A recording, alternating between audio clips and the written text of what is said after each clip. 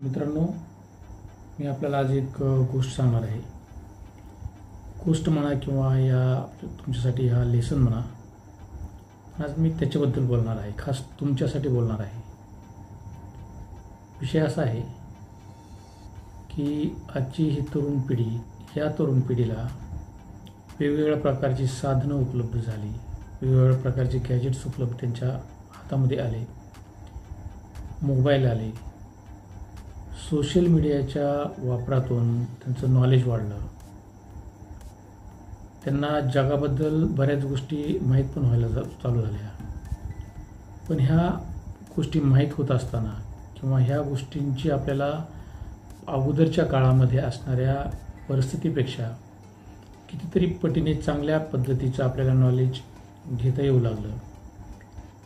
या प्रकारच्या नॉलेजचा आपण आपल्या लाईफमध्ये चांगला उपयोग करण्याऐवजी आपण त्याचा एका वेगळ्या पद्धतीनं किंवा ज्या गोष्टीची आपल्याला आवश्यकता नाही अशा गोष्टींसाठी आपण त्याचा उपयोग करू लागलो. आणि त्यामधूनच ज्यांनी त्याचा चांगला उपयोग केला त्यांचा विकास होत गेला, त्यांच्या नॉलेजमध्ये भर पडत गेली, त्यांच्या अभ्यासामध्ये भर पडत गेली. ज्यांनी या सोशल मीडियाचा अतिरिक्त वापर केला त्यांच्या आरोग्यावर दुष्परिणाम तर झालेच, पण त्यांच्या कुटुंबावरही त्याचे दुष्परिणाम जाणवू लागले. आणि या दुष्परिणामांमुळे कुटुंब एकमेकापासून वेगळी राहू लागले, लोकांच्यामध्ये मतभेद वाढू लागले. माणूस जवळ बसूनसुद्धा एकमेकाला माणूस बोलत नाही.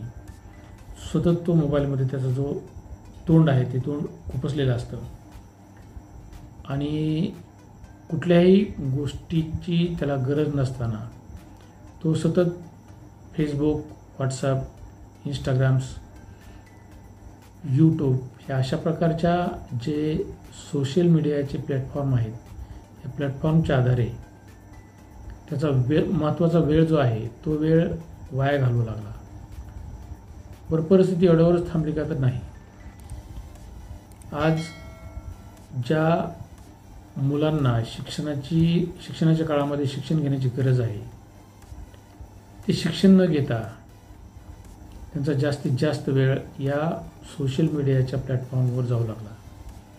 आणि त्यामुळं काय व्हायला लागलं, जे लोक आपल्या ओळखीचे नाहीत त्यांच्याबरोबर आपले संबंध वाढायला लागले, त्यांच्याबद्दल आपल्याला विश्वास वाटू लागला. त्याच्याबद्दल कसलीही माहिती नसताना आपण त्याच्याबद्दल एक विश्वासानं पाहू लागलो. आणि त्यामुळं जो अनोळखी व्यक्ती आहे तो अनोळखी व्यक्तीबरोबरचे संबंध वाढू लागले. यामध्ये फक्त स्त्रियाच कारणीभूत आहेत असं नाही, तर याच्यामध्ये पुरुषही कारणीभूत आहेत, मुलं मुली कारणीभूत आहेत. याचं कारण म्हणजे सोशल मीडिया अतिरिक्त वापर. या अतिरिक्त वापरामुळं आपलं सामाजिक, कौटुंबिक आणि जे मित्रत्वाचं नातं जे असतं ते लोप पावत चाललं. मित्रांनो, तुमचं वाचन कमी होत चाललं आहे. तुम्ही न्यूजपेपर वाचायला पाहिजे, कादंबऱ्या वाचायला पाहिजेत, वेगवेगळ्या लेखकांची जे पुस्तकं आहेत ते पुस्तक वाचायला पाहिजेत, मोठमोठ्या विचारवंतांचे जे विचार आहेत ते वाचायला पाहिजेत. हे असं न करता आपण सतत त्या मोबाईलमध्ये गुरफटून आपल्या शरीराचं आरोग्य तर आपण खराब करतोयच, पण जे सामाजिक आरोग्य आहे ते आरोग्यसुद्धा आपण बिघडवत आहोत. आज शेजाऱ्याला बोलत नाही. अशा पद्धतीच्या गोष्टी या सोशल मीडियाच्या अचाट वापरामुळं आपल्याला जाणवायला लागले आहेत. याचा दुष्परिणाम आपल्या कुटुंबावर होतो आहे. फक्त कुटुंबावरच नाही तर आपली इतर नातेगोतीचे आहेत त्या नातेगोतीवर त्याचा विपरीत परिणाम होतो आहे. आपल्या विद्यार्थी जीवनावर त्याचा परिणाम होतो आहे. तुमच्या क्रयशक्तीवर त्याचा परिणाम होतो. अशा पद्धतीच्या या सोशल मीडियाच्या अतिरिक्त वापरामुळं फक्त एवढेच नाहीत तर अतिरिक्त असे काही वेगवेगळ्या प्रकारचे दुष्परिणाम आपल्याला जाणवत आहेत. यामुळे आपली जी नाती आहेत ती नाती दुरावत चाललेली आहेत. नात्यामधला आपला जे सलोख्याचं संबंध असायला पाहिजे, जे सलोख्याचं संबंध असायला पाहिजेत, वातावरण असायला पाहिजे, ते तुटत चाललेलं आहे.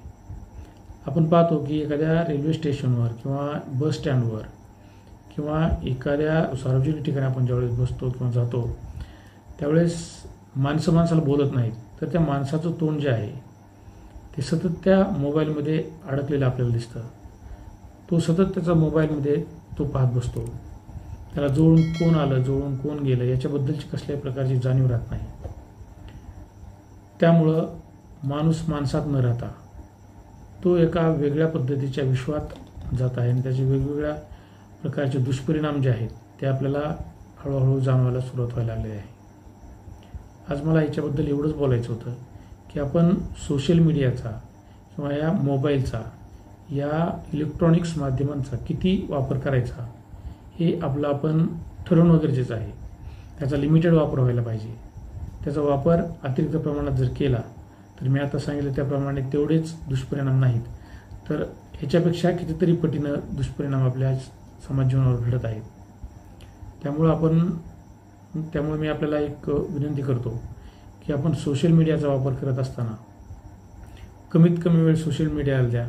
कमीत कमी वेळ तुमचं जे फेसबुक आहे, व्हॉट्सअप आहे, इंस्टाग्राम आहे, यूट्यूब आहे, एक्स आहे, जे नवीन प्लॅटफॉर्म आलेलं आहे, म्हणजे ते ट्विटरचं जे दुसरं नाव जे आहे ते एक्सचा वापर आपण कमी करायला पाहिजे. आपण आपलं निरंतर वाचन ठेवायला पाहिजे. आपण न्यूजपेपर वाचायला पाहिजेत, आपण नॉवेल्स वापरायला पाहिजेत, आपण स्टोरीज वाचायला पाहिजेत, आपण आपला अभ्यास करायला पाहिजे. बस एवढंच सांगायचं होतं. बाकी तुमच्या ज्या काही मनामध्ये वेगवेगळ्या सोशल मीडियाबद्दल तुमचे जे विचार असतील ते तुम्ही कमेंटमध्ये मला सांगा. आणि तुम्ही जर माझ्या चॅनलला सबस्क्राईब केलं नसेल, सबस्क्राईब करा, लाईक करा आणि शेअर करायला विसरू नका. धन्यवाद.